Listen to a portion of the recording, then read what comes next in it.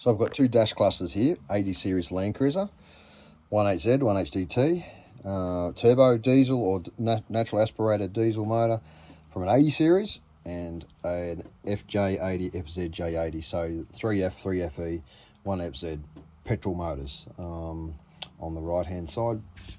And I get a lot of questions around whether these clusters are interchangeable, whether the gauges are interchangeable, those sorts of things. And the answer in short is yes, but you have to do a little bit of fiddling, and there are a few things that are different about them that you probably need to take note of. Most of these gauges are the same.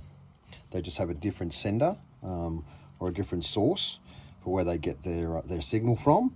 You know, diesels obviously have a different source where they get their oil pressure from, and generally run a bit of higher oil pressure, etc., etc. The temperature gauges, you know, and senders are pretty much spot on. Same with your voltage. Voltage is always straightforward. Same with your fuel or your gas level. Those are exactly the same. Diesel, obviously, I pointed out timing belt reset, which you won't have on your petrol. And automatic transmission or manual transmission, automatic.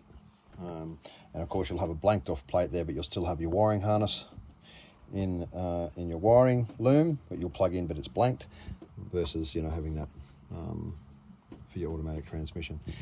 On the other side, if you turn these gauges around, this gauge is faulty. It's not, the speedo's not working, and the odometer and the trip meter's not working. But if you turn them around, you're able to see a few differences. But these are interchangeable. You can chuck them in. If your odometer is buggered or whatever it might be, like with this one, I can swap this petrol one and put it into this diesel one, keeping in mind you got a few things you're going to miss out on. So this this unit here is your timing belt reset. And of course it feeds off one of the gear cog here, you know, from your odometer, ones, tens, hundreds, thousands, etc., to 100,000, where it will then click over and it will turn your timing belt light on. You will not have that on a petrol motor. That doesn't mean it won't work, it's just you won't have it to give you a warning if you've got a diesel motor. Otherwise, fundamentally, they are exactly the same. Typical problems that go on with these is that the trip meter can break. The plastic bar inside here breaks. This one's working perfect. You can see that there. This one's busted and attempted to be repaired. See that little bar in there that's broken? So we'll have to fix that, and then we'll have to figure out why this Speedo's not working. And it's a process of going through each of the circuits on the board, diodes, capacitors, etc., and seeing if they're working or not.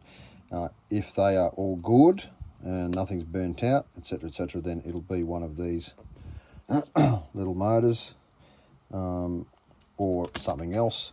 How to test these, sort of, first thing I do normally when I look at the needles is I give them a little bit of a blow like that, see that they're working fine, they're not stuck on there. I do the same with the others, and if they are working all good, then I'll go on to other things and figure out what's going on with them. And that can be quite a timely process, and obviously can get quite complicated, but if you know what you're doing, you can work it out. Otherwise you'll have to change the whole unit out, and that's probably what's going to have to happen with this one, because I've been through it and I'm not quite sure what's going on with it. But I might end up swapping it over or try and source me a diesel one, but they're very, very hard to find, and they're not very cheap anymore.